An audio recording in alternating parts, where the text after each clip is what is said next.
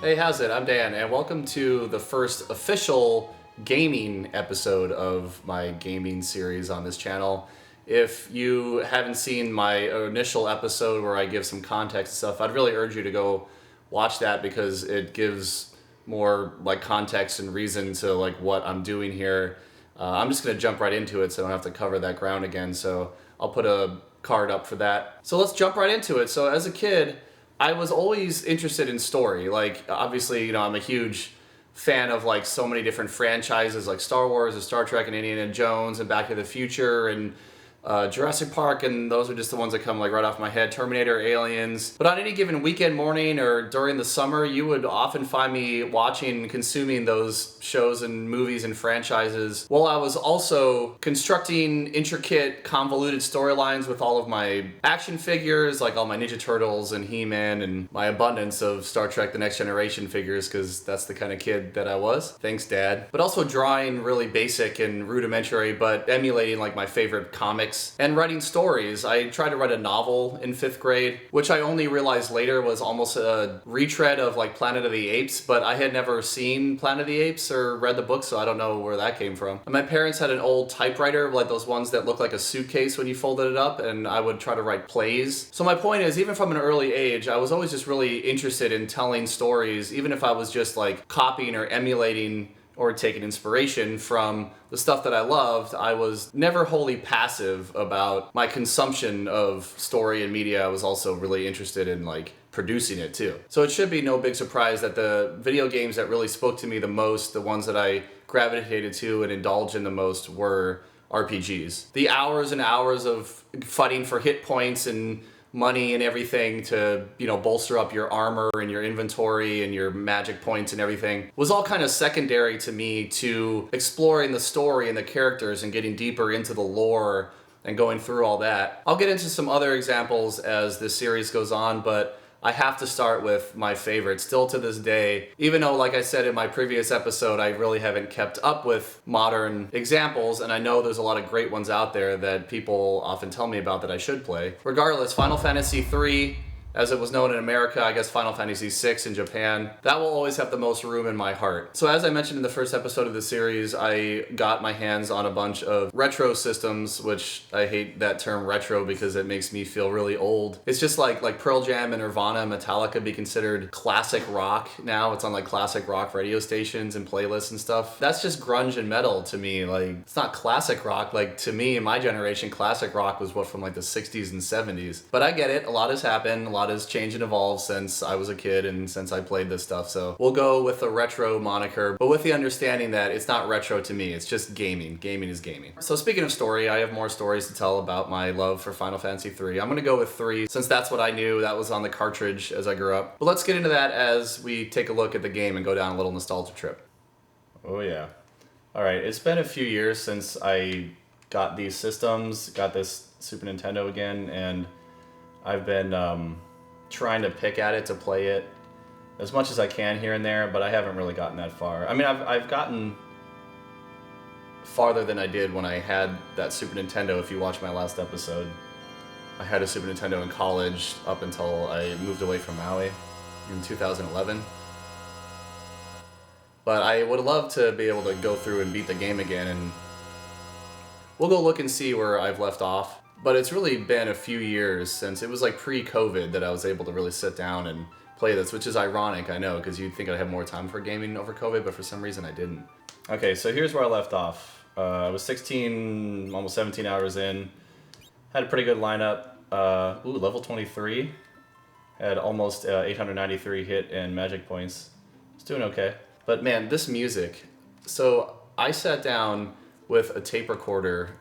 It was actually the same tape recorder that I used to record my first band in high school. I'll put a card up for that too. It's really just like an AM FM radio with a cassette player and had a record function on it with one tiny little microphone. But I would also use that tape recorder, I would hold it up to the television, to the tube television, because, the 90s. And I would record the different sections of soundtrack as I would play the game, because there was no way to get your hands on like the 16-bit soundtrack at the time. But I thought the music was just so epic and so impactful and so emotional and so layered. For being, just like 16-bit digital sound, it was incredible. Now I'll get more into like the symphonic stuff in a minute, but I had a whole soundtrack DIY made just for Final Fantasy VI and some other games too. We'll talk about that another time.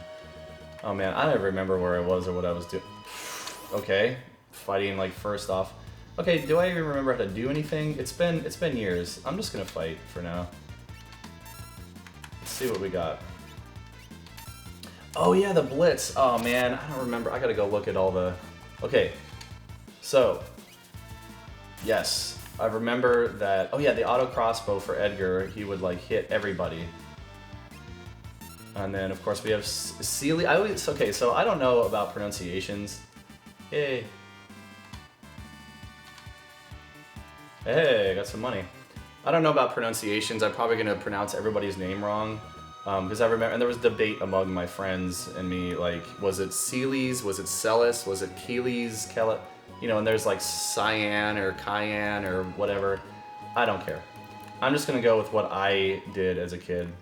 Like, I remember in Harry Potter, when I first read the books before the movies came out, because yes, I'm that old, I didn't know, I've never heard the name Hermione before. I had no idea, I had no context for how to pronounce it, so I just pronounced it phonetically. Like in my head it was like Hermione or something like that, like kind of like the way that Victor Cruz,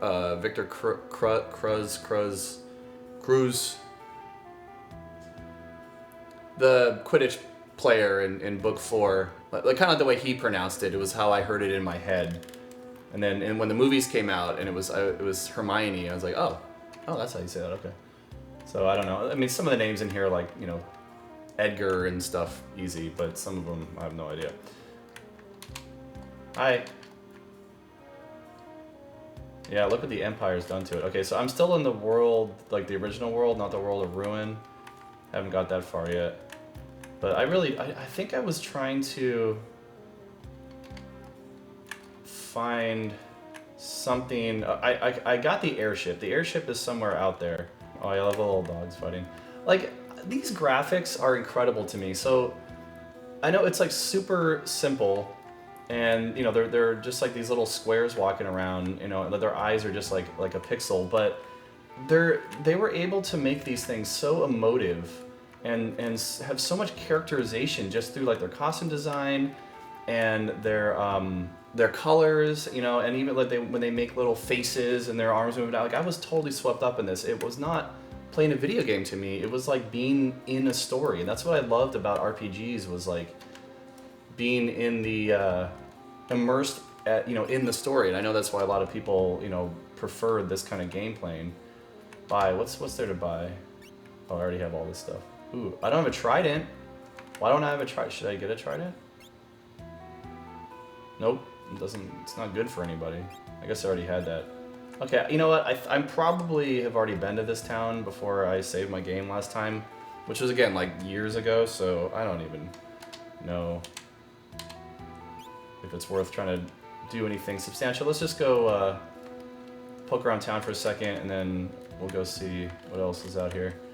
But yeah, so speaking of the characters, I remember one thing I did. I took these more like high-def designs, mostly from a walkthrough book. So, you know, before the internet was, I mean, we had the internet back in the 90s, of course, but we didn't have these extensive walkthroughs and playthroughs and, you know, like cheats and stuff like YouTube and things. We didn't have any of that, but you could go to the local video game store, or you could get them from magazines. These really beautifully illustrated, you know, they have screenshots and stuff from the games, but it would also have like its own unique illustrations, and those were some of my favorite illustrations out of this day. I wish I don't know where that book is. I probably got rid of it at some point when I got rid of all my systems back then, but anyway, it had these same kind of designs in it, and I used these character designs to try to draw a poster, because, you know, I loved having posters of stuff that I loved in my room, and I think I had the whole cast on this poster. I did it with a colored pencil.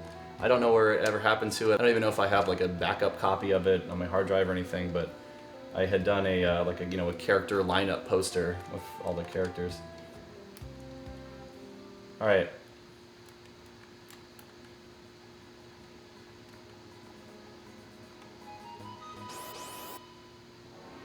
Ooh, we're in the woods now. And it was a preemptive attack. don't remember what a runic is. I'll have to go back. Alright, let's see some magic at work here. What do I got? Ooh, ice poison. I'm gonna do a bolt. Wait. Isn't there a way to do it to everybody? There it is. Okay, so I'm gonna bolt all these guys. This big bulldog dinosaur thing, and what is like some kind of chimera and a dragon. Yeah, take that. Oh yeah, lock would. You can steal stuff. Let's see what I can get. Ooh, dragon boots. I don't know if that's good or not. Oh man, I don't remember what any of the blitzes were. I gotta go look at that. But I'll fight this big guy. And then of course we have my favorite. Edgar was always one of my favorite fighters because his built-in tools were amazing, and like that one, like the auto crossbow, would hit everybody. Let's take something from a, what is it, like a chicken dragon thing? Oh, a tonic. Could always use that. Okay, I think it was like back, forward, back. Let's do it. I messed up. Incorrect blitz. This is my problem. Like, I don't retain information really well, so like, here, I'm gonna chainsaw these guys. Take that. I don't retain information. I'm really bad at memorization. So when we get to the Mortal Kombat... Whoa! Okay, well... But like when we get to Mortal Kombat and stuff, you see, I remember so few of the moves and everything. Just like in here, I have to go look it up and have a reference. I don't retain this information well at all. Alright, so that's kind of where I left off. Like, there's really not a lot I can do right now without just wasting time. So let's go just back to the beginning for a minute and just walk down memory lane here for a second. Okay, going back to the music. Like, this always got me every time too. Like this opening scene, you know, leading into the intro. All of this music, I would just hear it in my head. I remember just sitting at school, in middle school, and daydreaming about like going into battle with these characters and like wanting to know what happens next in the story. And I'd always have this music playing in my head. So another thing, and I'll put a card up here, my dad is a classical French horn player. He's been his whole life. You know, so I grew up going to like lots of symphonies and ballets and operas and things just by nature of my dad's work. And that also lent itself to be interested in like movie soundtracks and gaming soundtracks. So epic with the lightning. I mean, they could do so much detail. I was always blown away by how creative they could be with these landscapes and the movement, like the smoke right there and everything. It's so simple and basic, yet so creative and complex. It took so much thought, so much care. But anyway, so with the music, I always used to imagine as I'd hear the music that I was in like at a symphony, which I was very familiar with, but you know, hearing this music. And lo and behold, years and years later, they took this show on the road. I'm pretty sure it was like some of the original composers for this stuff were the conductors, or at least the composers, the arrangers of the symphonic versions of it. And I was lucky enough a few years ago that my dad was playing with the Baltimore Symphony Orchestra, and that show was touring around the States, and I got to go see it. And I'm pretty sure, I think it was it was music from Final Fantasy 6 through 10, I think. So they only played a little bit of 3-6 music. I think they played some snippets of things that I remembered from this, but the big one was, I'm pretty sure they played most of the Opera House music, which was, of course, like one of my favorite of all time. Of course, I captured that whole thing on my tape recorder soundtrack version that I did.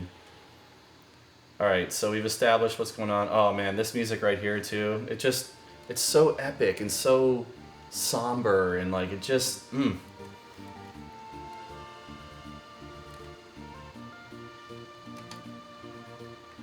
Alright, so here we are in Narsh. Terra is under mind control, I believe. And they're looking for the Esper, like the ancient magical creature, the nefarious empire, of course.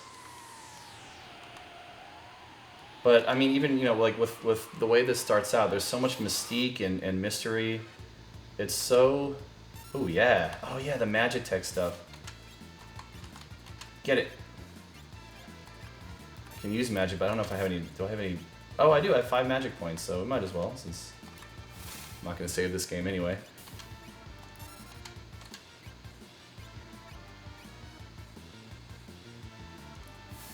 Bye-bye.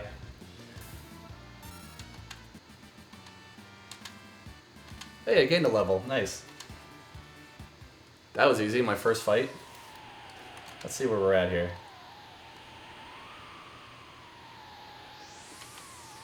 Wedge and Vix. I wonder if Wedge has anything to do with Star Wars. Let's see what we got. Nothing. Fine. Skills. Ooh. No espers. Magic? Cure. That'll come in handy. Can I equip anything? I'm gonna optimize my nothing. Because I don't have anything in my inventory. Alright. Oh yeah, relics. Those are helpful. Gosh, I remember like getting the I think they were the sprint shoes. It was like, there's so many great relics, but being able to sprint around when you're not on the map, when you're in like a town or a level or something. Oh, I love it. She doesn't even know her name at this point, and you don't know her name. But yeah, and that's kind of like, that's a thing about this is the. I think another thing that really drew me to it was how mature and interesting. Oh no, the doggies! Whoa, they look a lot different when they're not in the. When they're in map mode and not fight mode. All right, I'm gonna freeze you guys. What's an X-fur? Let's find out.